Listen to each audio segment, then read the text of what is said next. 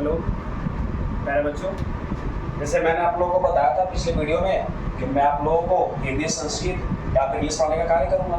ठीक है, तो मैं जैसे क्लास 10 का पढ़ाने के बच्चों के लिए स्टार्ट करता हूँ, तो मैं क्लास 10 के ही बच्चों को यहाँ पढ़ाता हूँ। तो मैं आप लोगों को भी यहाँ पर स्टार्टिंग से क्लास 10 का ही स्टार्ट करूँगा। ठीक है, जो बिहार बोर्ड के बच्चे हैं उनके लिए क्लास है, तो चाहे 9th में हो चाहे फिर 10th में हो। ठीक है, तो मैं हिंदी, संस्कृत और इंग्लिश में भी सबसे पहले संस्कृत के सब्जेक्ट का स्टार्टिंग करना चाहूँगा, क्योंकि मुझे पता है कि जो बिहार बोर्ड के बच्चे होते हैं या फिर जो बिहार बोर्ड में होते हैं बच्चे, वो 1 क्लास से लेकर के 8 क्लास तक के मतलब कि जो क्लासरूम होते हैं ना, उसको सही से वो मेंटेन नहीं किए रहते हैं, या फिर इस सब्जेक्ट में ना वो संस्कृत की पढ़ाई अच्छा से करते ही नहीं। लेकिन 10th क्लास में मार्क्स जोड़ने के चलते इसको बेसिस पर उसको रिजल्ट निकलेगा, इसलिए बच्चे को थोड़ा सा फोर्सफुली पढ़ाई पर ध्यान देते हैं। वैसे इसलिए मैं चाहूँगा कि मैं अब एग्जाम के लिए सिर्फ 5 से 6 मंथ ही अप्रॉक्स बचा हुआ है, तो मैं चाहूँगा कि आप लोगों को संस्कृत मैं स्टार्टिंग से पढ़ाऊँ क्लास 10 जो बिहार बोर्ड के बच्चों के लिए है। और उसमें भी संस्कृत में भी आप लोगों का पोर्शन होता है एक बुक में, और एक पोर्शन होता है आप लोगों के शायद दिमाग में होगा ग्रामर से भी आता है। और इसमें ग्रामर में बहुत सारे बच्चे बहुत ही ज़्यादा अच्छे से फंसते हैं। अप्रॉक्सीमेटली लोगों का आपने देखा होगा अपने ही क्लासरूम में, ऑफलाइन क्लासरूम में या फिर अपने दोस्तों में भी। तो मैं चाहूँगा कि आप लोगों को स्टार्टिंग से पहले ग्रामर पढ़ाने से ही स्टार्ट करूँ। ठीक है, ताकि आप लोग अगर मेरे साथ अगर आप लोग जुड़े रहिएगा, तो मैं बताता हूँ ये मेरा पढ़ाने का एक्सपीरियंस ये 5 ईयर जा रहा है। मैंने बहुत सारे बच्चों को ऑफलाइन में पढ़ाया भी है और अभी भी पढ़ाता भी हूँ, बट नियरेस्ट मैं उनको पढ़ाना चाहता था तो आ चुका।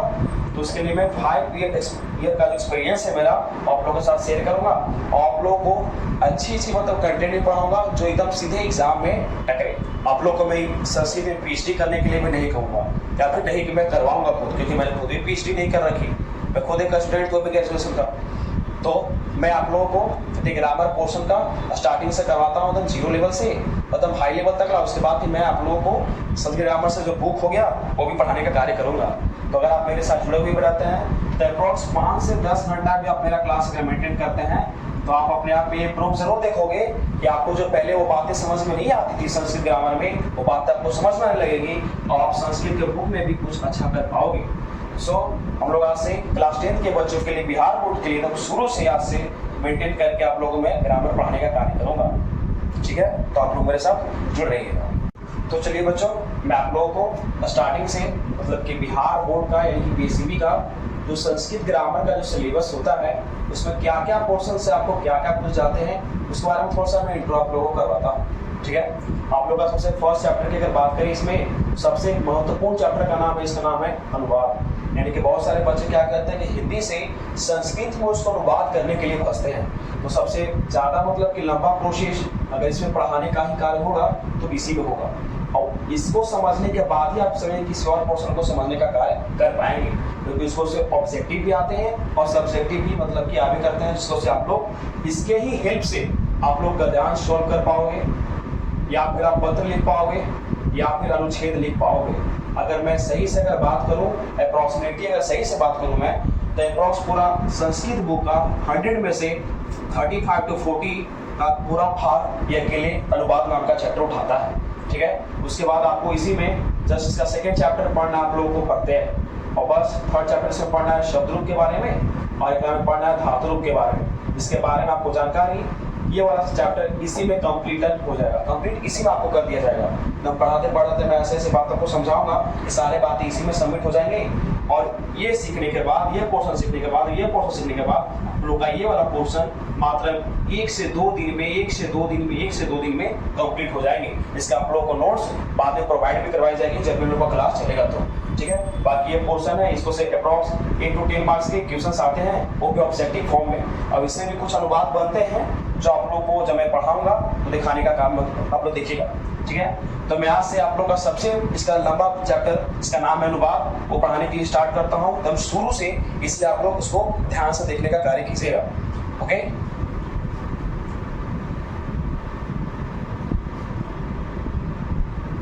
हाँ वही मोबाइल के ऊपर नहीं बैठे हुए इंसान, तुम्हें कह रहा हूँ जरा देखो इधर इधर यहाँ पर हाँ देखो, समझो पहले इस बात को, क्या रहा है ना। अनुवाद में आप लोगों को मतलब नहीं कुछ रूल्स होते हैं, उस रूल्स के बारे में कुछ जानना।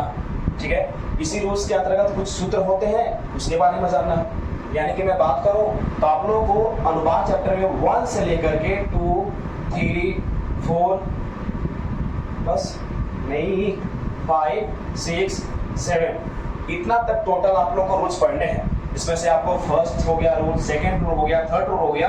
ये बहुत ही ज्यादा बेसिक रूल है जो आप लोग 5 एसएस क्लास में भी सही पढ़ना था, बट अप्रोक्सीमेटली आप भूल चुके होंगे। इसलिए मैंने आप लोगों को बोला कि जीरो सिलेबस में पढ़ाऊंगा तो मैं जीरो सिलेबस में पढ़ाने का कार्य करूंगा, ठीक है। बाकी 4 से है तो 4 में बहुत सारे सूत्र के बारे में पढ़ना है। जैसे कभी आपने सुना होगा, हम दिमाग में लाओ, जैसे सहार्थी तृतीया कभी तो सुना होगा इस टाइप का वर्ड, या तो सहार्थी तृतीया हो गया, बिना योग द्वितीया हो गया, धनार्थी चतुर्थी हो गया। ये सब टाइप का अपने क्वेश्चन या आपके माइंड में कहीं जो आपका फर्स्ट टर्मिनल का एग्जाम हुआ है जल्दी हाल ही में, तो उसमें आपने कभी देखा होगा, ठीक है। सूत्र के बारे में पढ़ना है। 5 से और 6 अगर आप लोग सीख गए तो याद रखिए आप लोग मतलब कि संस्कृत बुक का हिंदी करने के लिए भी सीख जाओगे और गद्यांश और पत्र लिखने के लिए भी आपको बहुत ही अच्छा से आ जाएगा। और बाकी 7 रूल है, तो 7 रूल से आप लोग को मैं क्या करूंगा कि चैप्टर 2 यानी कि जो प्रत्यय होता है वो आप लोग को स्टार्ट कर दूंगा, जो इसी से कुछ रिलेटेड मिलता है, ठीक है। तो आप थोड़ा सा ध्यान दीजिएगा बातों को। मैं स्टार्ट करने वाला हूँ आप लोग आज का क्लास का सबसे फर्स्ट चैप्टर, जिसका नाम है अनुवाद। ध्यान से देखना, तुम्हें कह रहा हूँ ध्यान से देखना, जो तुम उस बैठी बैठे हुए हो ना और बैठ के कहीं और भी दिमाग लगा रहे हो, ध्यान दो। चैप्टर फर्स्ट का आप लोग का नाम है, जिसका नाम है अनुवाद, ठीक है। यानी कि हम लोग आज स्टार्टिंग से सीखेंगे एक बार संस्कृत में जो होता है हिंदी से संस्कृत में अनुवाद कैसे करते हैं इसे, ठीक है। इसके फर्स्ट अगर हम बात करें रूल्स का, तो इसका सबसे पहले रूल नंबर फर्स्ट चलता है, यानी कि आप लोगों को एक में बताया मित्रों कि 7 को टोटल नियम पढ़ने हैं। तो पहला रूल का नाम है इसका, जिसका नाम है कर्ता क्रिया शमन वय। कर्ता क्रिया समन वय, ये फॉर्मूला है, ठीक है। और इस फॉर्मूला के आधार पर ही हम लोग की सारी बातों को समझेंगे। अभी आप लोग को लास्ट तक तंग करेगा, इसलिए आप लोग ध्यान से देखिएगा। कर्ता मतलब कि अप्रोच लोग इंग्लिश में भी जानते हो, इसको सब्जेक्ट बोलते हैं। और जो क्रिया लिखा हुआ तो तुम समझ में करते हो, कोई भी हम लोग एक्शन करते हैं यानी कोई भी कार्य करते हैं, यानी वर्ब हो गया, ये तुम्हारा क्रिया है। और समन्वय मतलब होता है मैच करना, समन्वय मतलब होता है मैच करना। याद करो जब बचपन में हम लोग अगर मान लो कि जो स्कूल लाइफ था उसमें हम लोग को मैच करने के लिए मिलता था, तो अगर यहाँ पे लिखा है A, B, C, D और यहाँ पे लिखा है 1, 4, यहाँ लिखा है 2, यहाँ पर 3, जिन बच्चों को मैच करने नहीं आता तो क्या करते हैं ऐसे ऐसे ऐसे ऐसे और फिर ऐसे ऐसे ऐसे ऐसे करके मिला देते हैं, ताकि टीचर कंफ्यूज खुद रहे कि मैंने मिलाया कहाँ पर ऐसे। तो सेम ऑल प्रोसेस नहीं है इसमें। आप लोग इसमें ये सीखना होगा ना कि आखिरकार संस्कृत ग्रामर में सब्जेक्ट कौन होता है और वर्ब कौन होता है, उसको मिलाते कैसे ऐसे, ठीक है। यानी कि आपने कभी सब्जेक्ट के बारे में देखा होगा, जो सब्जेक्ट होता है वो हमेशा एक नाउन होता है, लेकिन इसको हम लोग हिंदी में संज्ञा बोलते हैं, या फिर एक प्रोनाउन होता है, इसको आप लोग सर्वनाम भी बोलते हैं। संज्ञा मतलब किसी का नेम हो गया, चाहे राम हो, चाहे श्याम हो, चाहे कुत्ता हो, ये भी किसी का नाम है। चाहे प्रोनाउन हो गया तो मैं, तुम, वह, आप, ये सब के आधार पर। तो मैं सबसे पहले प्रोनाउन को मतलब क्या है सब्जेक्ट उठाता हूँ और इसको मैं बताने का कार्य करता हूँ। और एक्शन समझ में करते हैं, पढ़ना, लिखना, हंसना, गाना, रोना, धोना, ये सब क्या है, सब के सब एक्शन है। तो मैं स्टार्ट करता हूँ कर्ता से, तो ध्यान से आप लोग से देखिएगा। मैं तुरंत एक सेकंड में लिख देता हूँ इसको। कर्ता, यहाँ पर मैं इसका कॉलम बॉक्स बना रहा हूँ, ठीक है। इसमें आप लोग कभी देखा भी होगा, एक में कुछ पुरुष होते हैं, यहाँ पर एक वचन होता है और यहाँ पर जस्ट द्विवचन होता है, और जस्ट यहाँ पर इसके बगल में बहुवचन होने का कार्य करता है। और इसी में प्रथम पुरुष होता है, इसी में मध्यम पुरुष होता है और इसी में अन्य पुरुष होता है, ओके। अब इसी में आप लोगों को कभी देखा होगा सर्वनाम के रूप में स, तौ, ते, त्वम, वाम, यम, अहम, अवाम, वयम, ओके। ध्यान दो, यहाँ पर इस डॉट का मतलब होता है आधा म, हलंत म, ठीक है। इसको यहाँ पर म पढ़ेंगे, श, तौ, ते, तवाम, युवाम, यूयम, अहम, अवाम, वयम। ये सब का हिंदी तुम लोगों ने बचपन में पढ़ा भी होगा, श बनी व। अब यहीं पर इसका एक स्त्रीलिंग वर्ग आता है, इसका नाम है शा, ठीक है। तो वह, वे दोनों, वे लोग, तुम दोनों, तुम लोग, मैं, या फिर हम दोनों, हम लोग, या फिर हम सब। ये सब का आपको जो मैं समझा रहा हूँ उसका पीडीएफ नोट्स में मिलेगा। अगर आप लोग मतलब कि जो चैनल है उसके कमेंट बॉक्स में अपना डाल सकते हैं, या फिर जो डिस्क्रिप्शन बॉक्स में नंबर दिया हुआ उस पर आप भेज देना, मैं आप लोगों को इसका नोट्स, करंट नोट्स बना करके भेज दूंगा, ठीक है, तुरंत। जस्ट इसके बाद हमारे पास कर्ता हो गया, लेकिन हमारे पास क्रिया भी होनी चाहिए, तो हम लोग क्रिया का टेबल बनाते हैं, ठीक है। सेम लाइक दैट पुरुष और वचन भी इधर इसी प्रकार से होगा, लेकिन हम अगर डालते हैं डायरेक्ट दी, बोलो देखो दी त अंति, आपने पढ़ा होगा, मैं जो आपको जीरो से बता रहा हूं लेवल से, सी थ आमी आव आम, ओके, आमी आव आम। तो ये आपका टेबल हो गया, और जिस प्रकार से इधर था, तो ये सेम लाइक दैट ये भी वही है, एक वचन द्विवचन बहुवचन, एक वचन द्विवचन बहुवचन, प्रथम पुरुष मध्यम पुरुष अन्य पुरुष।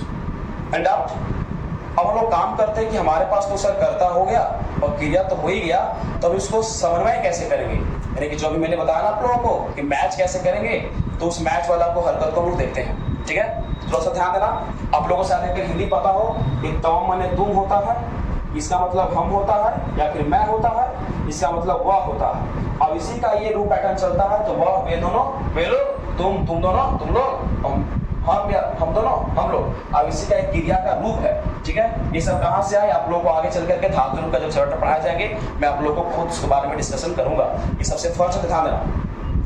मैं यहाँ पर एग्जाम्पल लेता हूँ, ठीक है। एग्जाम्पल का नाम है मैं, सिंपल सा एकदम जीरो लेवल से, ताकि आप लोगों को बाद में थोड़ा सा प्रॉब्लम क्रिएट ना हो।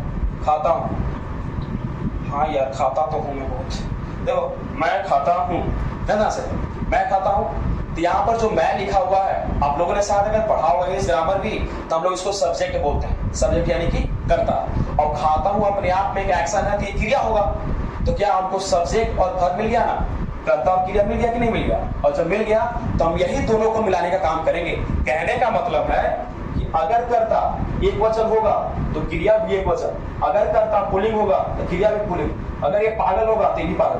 बस समझो बतिया के, मतलब कर्ता एक वचन तो ये भी एक वचन, अगर ये प्रथम पुरुष तो ये भी प्रथम पुरुष, ऐसे मिलाना था हम लोगों को। देखो कैसे, तो मैं का संस्कृत क्या होता है आप लोगों ने बचपन में पढ़ा होगा, अहम। रिकैप करो अपने माइंड को, दिमाग में आएगा। तो अहम, और खाता हूँ, तो खाता हूँ का एक मतलब कि आप लोगों को शायद याद ना हो, फिर भी कोई बात नहीं, पढ़ते पढ़ते याद आ जाएगा। खाता हूँ होता है खाद, ये चलता है धातु रूप। अब इसी धातु रूप में हम लोग क्या करते हैं कि ये वाला जो क्रिया के पीछे प्रत्यय के रूप में ऐड होता है, उसको जोड़ने का कार्य करते हैं, ठीक है। तो जोड़ा ध्यान से, देखो खाता हूँ अहम, मैं हम उठाए थे यहाँ से हम इसको किडनैप किए थे, तो सेम लाइक दैट जहां से किडनैप करेंगे तो हमको समन्वय करना है, तो इसको हम लोग क्या करेंगे, यहीं से किडनैप करने का कार्य करेंगे। और आप लोगों ने अगर संधि पढ़ा होगा तो आमी है तो पीछे जुड़ेगा तो हो जाएगा खादामी।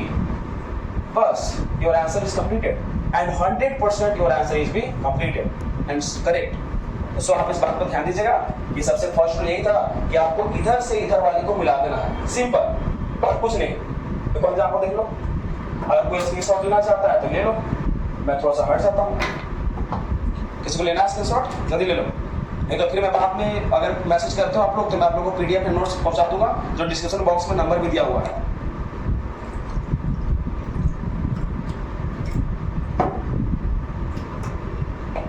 चलो देखो ध्यान से एक और एग्जांपल, ताकि आप लोगों को कंफ्यूजन क्रिएटेशन नहीं हो। ध्यान दीजिए, तो उठा लेते एग्जांपल कि वह, अभी सिंपल पढ़ाता हूं तुम लोगों को ताकि आप लोगों को हार्ड ना पड़े। वह जाती है, ठीक है, कहाँ जाती है आप दोनों, वह जाती है, दो दासी, वह जाती है। तो इसमें तुम लोग पढ़ेगा अपने से, तो इसमें मेल का वर्जन का साउंड आता है कि फीमेल वर्जन का, अप्रोक्सीमेटली फीमेल वर्जन का, पता है ना। तो वह, तो स या से ये पुल्लिंग के लिए है और स्त्रीलिंग के लिए है। और फीमेल वर्जन साउंड कर रहा है तो वह का संस्कृत यहाँ पर सा हो जाएगा, यहाँ पर वह का संस्कृत सा हो जाएगा, ठीक ना। और आगे देखो ध्यान से, अभी जाती है लिखा है ना, जाती है का संस्कृत ध्यान देना।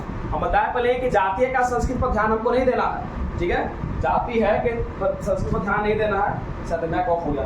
ध्यान से, जाती है क्या होता है गज, तथा धातु रूप गज, अब इसी में हम लोग क्या करेंगे कि हम जहां से इसको किडनैप किए थे तो वहीं से इसको भी किडनैप करेंगे। कुछ लगा दी, तो हम इसको ऐड कर देंगे दी।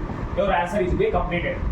नाउ मुझे लगता है शायद आप लोग समझ भी गए होंगे, तो आप इसका एक स्क्रीनशॉट लेकर के एक बार अच्छा से रिकैप कर लीजिएगा। मैं कल इसके ऊपर आप लोगों को फिर से प्रैक्टिस करवाऊंगा और ध्यान से आप इसको थोड़ा सा समझने की कोशिश कीजिएगा, और हो सके तो एक बार में इसको याद कर लीजिएगा, क्योंकि यह बात आपको बार बार परेशान करेगी और इसी से रिलेटेड आपको लोग का रोल नंबर 2 पढ़ाया जाएगा। Thank you. अपना फीडबैक आप मेरे साथ जरूर शेयर कीजिएगा कमेंट सेक्शन में। बाय।